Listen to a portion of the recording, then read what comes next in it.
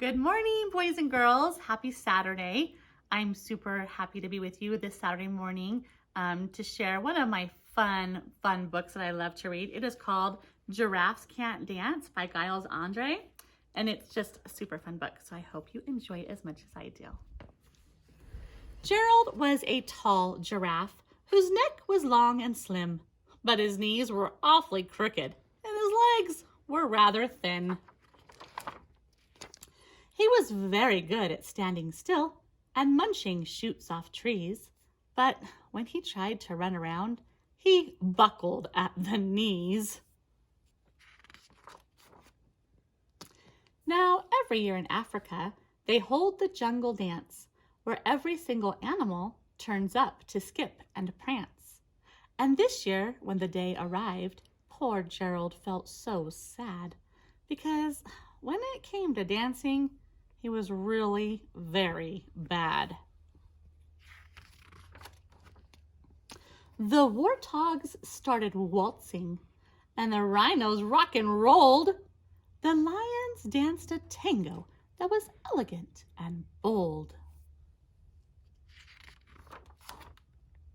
The chimps all did a cha-cha with a very Latin feel, and 8 baboons then teamed up for a splendid Scottish reel.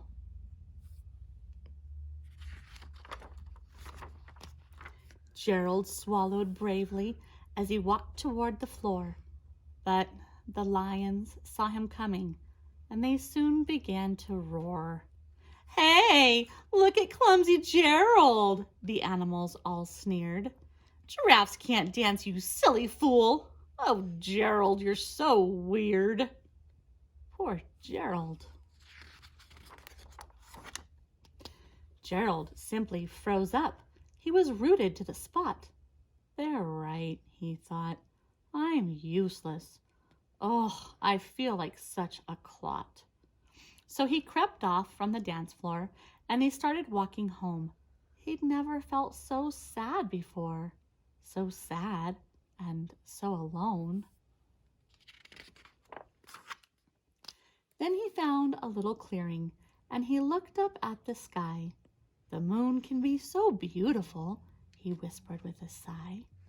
"Excuse me," coughed a cricket, who'd seen Gerald earlier on, "but sometimes when you're different, you just need a different song."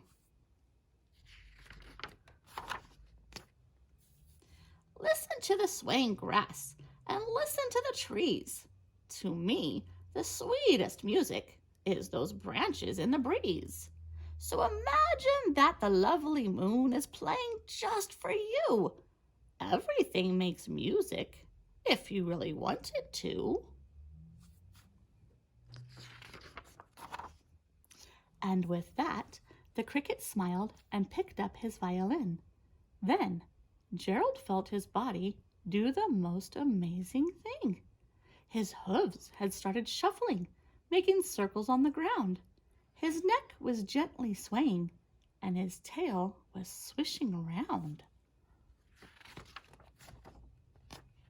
He threw his arms out sideways, and he swung them everywhere. Then he did a backward somersault and leapt up in the air.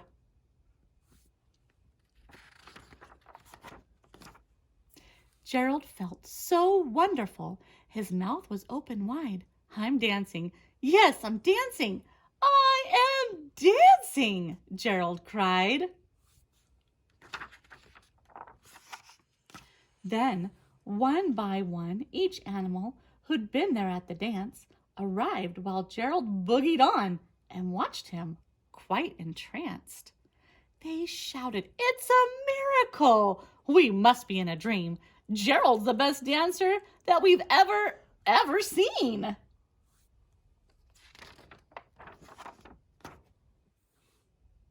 "How did you learn to dance like that? Please, Gerald, tell us how." But Gerald simply twirled around and finished with a bow. Then he raised his head and looked up at the moon and stars above. "We all can dance," he said, "when we find music that we love." Boys and girls, I hope you liked our Saturday morning story time today, and maybe you will be inspired to put on your favorite song and be a little bit active and dance around a little bit. Until I get to see you again, I hope that you're doing well, that you're staying healthy, you're staying active, and of course, that you're reading a good book or two. See you soon.